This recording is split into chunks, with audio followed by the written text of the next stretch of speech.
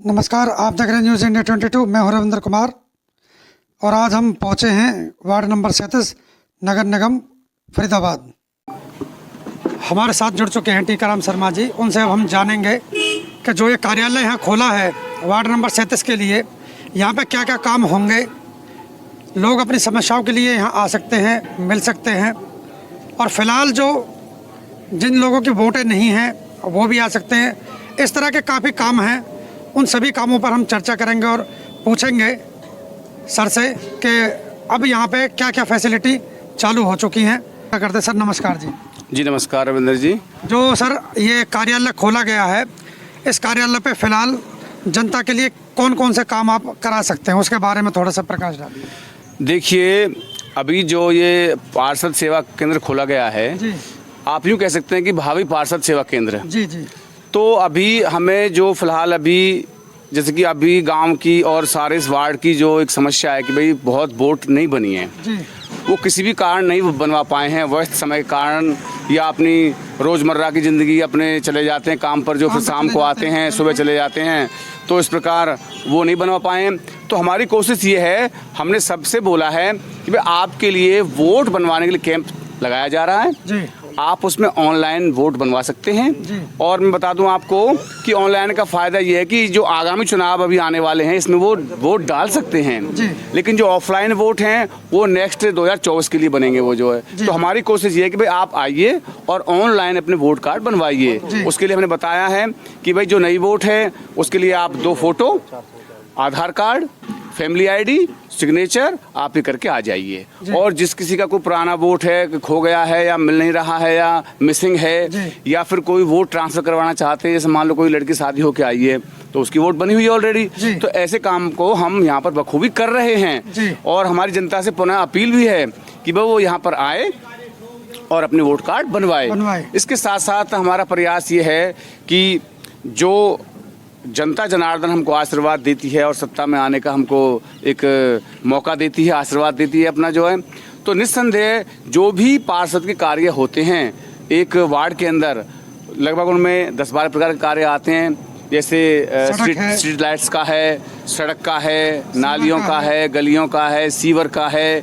इसके साथ साथ जो खुला हुआ जो गोधन घूम रहा है, जो आज व्यर्थ यूं भटकता हुआ, खेतों में मुंह मारता हुआ, वो भी किसान भी दुखी है और पशु भी दुखी है, तो उसकी भी एक व्यवस्था करी जाएगी।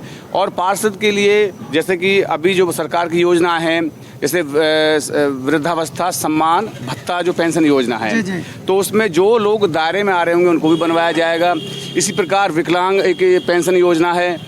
इसी प्रकार जो बच्चे अनाथ हो गए हैं उनकी जो योजना सरकार ने चला रखी हैं वो भी उनको लाभान्वित हों, वो ऐसी उनको समझाया जाएगा और किया जाएगा। इसके साथ ही आयुष्मान योजना, जैसे आयुष्मान कार्ड है जी, आयुष्मान है। इसके साथ साथ किसान सेवा मित्र योजना है। इसके साथ साथ मेरी फसल मेरा बीमा है। तो ऐसी सरकार की इसी क्रम में यदि हम देखें तो पशुधन योजना है, जिसमें कम से कम 1,60,000 और ज़्यादा से ज़्यादा 4 लाख 4.5 लाख तक का वो पशुओं के लिए डेयरी खोलने के लिए अपना लोन ले सकते हैं। तो तमाम सारी ऐसी सरकार की योजनाएं हैं जो लोगों से अज्ञान के कारण वंचित हैं। बिल्कुल, तो उनकी अभी पहुंच नहीं है। जी, तो उनको भी बनवाएंगे जो है। और जो भी हमें शासन प्रशासन से जो सहयोग मिलेगा उसको पूर्ण रूप से जनता के क्षेत्र तक, गांव-गांव तक, घर-घर तक लेके जाएंगे और जनता को इस प्रदूषण के प्रति भी जागरूक करेंगे जो है। यही हमारा ध्येय है। हमने ये भी नारा दिया है कि शिक्षित हो, विकसित हो वार्ड हमारा, रोग मुक्त हो, योग युक्त हो, बढ़े भाईचारा। तो इस प्रकार के नारे पे हम जो है चलेंगे जो है, ये हमारी योजना है।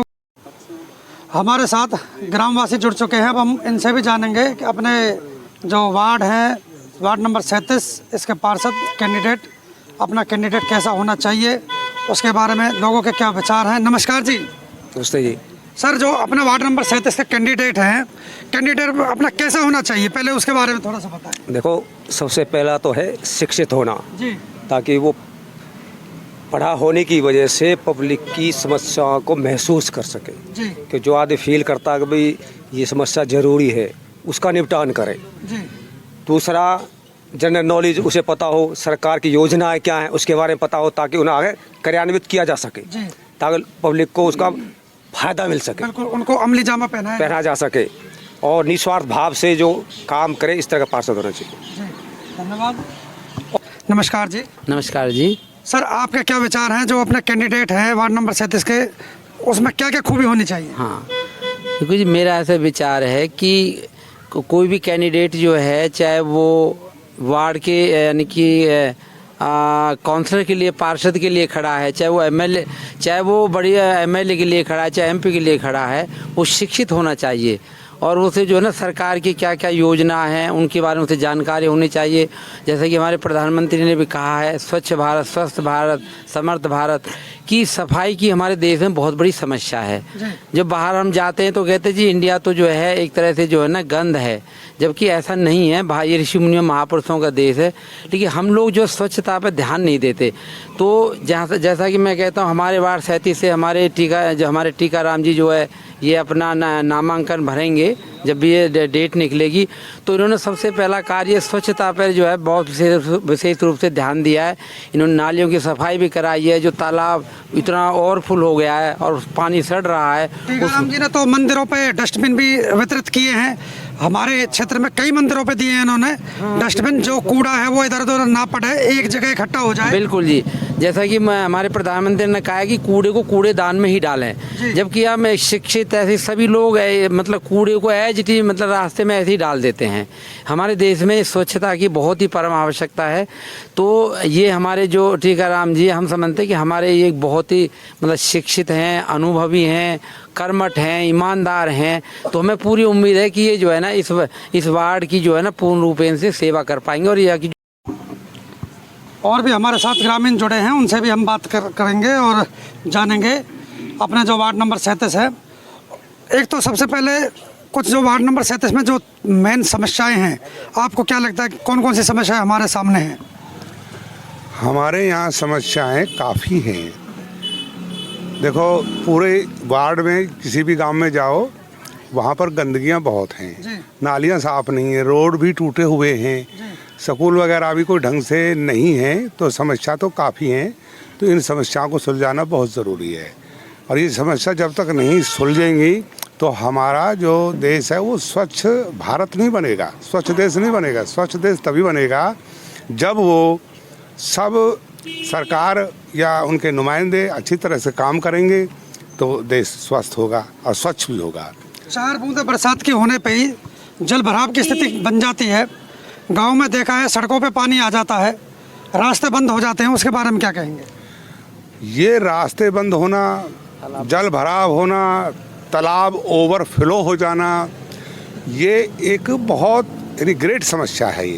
इस समस्या को सुलझाना बहुत ज़रूरी है और जो हमारा पार्षद होगा उसकी सबसे पहले यही ड्यूटी होगी कि वो कहीं भी जल भराव ना होने दें, किसी प्रकार का जनता को असुविधा ना हो, किसी प्रकार भी घर में पानी ना जाए, क्योंकि सबसे बड़ी मेजर समस्या हमारे क्षेत्र में जल भराव की होती है। जल भराव की है। मैंने ये देखा है, मैंने तो अपने गांव में ही देखा, औरों की तो क्या बताएं। तो गांव में भी ऐसा है और कई गांव में उनमें भी ऐसा ही है कि पानी जो है सड़कों पर घुटने भरा रहता है और वहाँ से पानी घरों में भर जाता है और उनके साथ सांप भी चले जाते हैं और भी कितने जो कीटाणु हैं जो हमारे सेहत के लिए ख़राब हैं, जो हमें बीमारी देने वाले हैं, वो चले जाते हैं। मलेरिया है, चिकनगुनिया है और कितनी बीमारियां हैं जो ये कीटाणु जिनके जनक हैं। तो ऐसी समस्या कभी फ्यूचर में आनी नहीं चाहिए।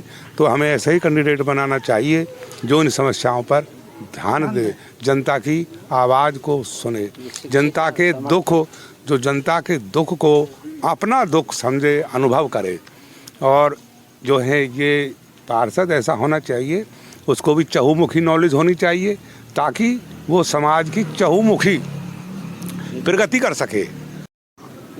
हमारे साथ एक नौजवान जुड़े हैं, उनसे हम जानेंगे क्षेत्र की समस्या और अपना कैंडिडेट कैसा होना चाहिए, इस बारे में हम इनसे चर्चा करेंगे। सबसे पहले सर अपना नाम बता दीजिए। मेरा नाम लोकेश शर्मा है जी। मैं 12 सेक्टर में प्रैक्टिस करता हूँ और एक सेवक हूँ जनता का। वकील साहब हो जी। और वकील साहब, अपना क्षेत्र का कैंडिडेट, सबसे पहले तो ये बताइए कि अपना कैंडिडेट में क्या क्या क्वालिटी होनी चाहिए? सबसे पहली क्वालिटी, सबसे जो सर्वश्रेष्ठ होनी चाहिए वो शिक्षा की होनी चाहिए। जी शिक्षा के बाद वो स्वस्थ होना चाहिए, जी जो कि मेंटलिटी, वो सबसे पहले जो समाज के अंदर सारी सेवाएं उपलब्ध करा सके। बहुत अच्छा काम करेंगे, क्योंकि जब कैंडिडेट पढ़ा लिखा होगा तो सरकार की नीतियाँ जनता तक पहुंचा सकता है, सरकार के काम जनता तक पहुंचा सकता है और बखूबी अच्छे ढंग से कर सकता है। नमस्कार, धन्यवाद।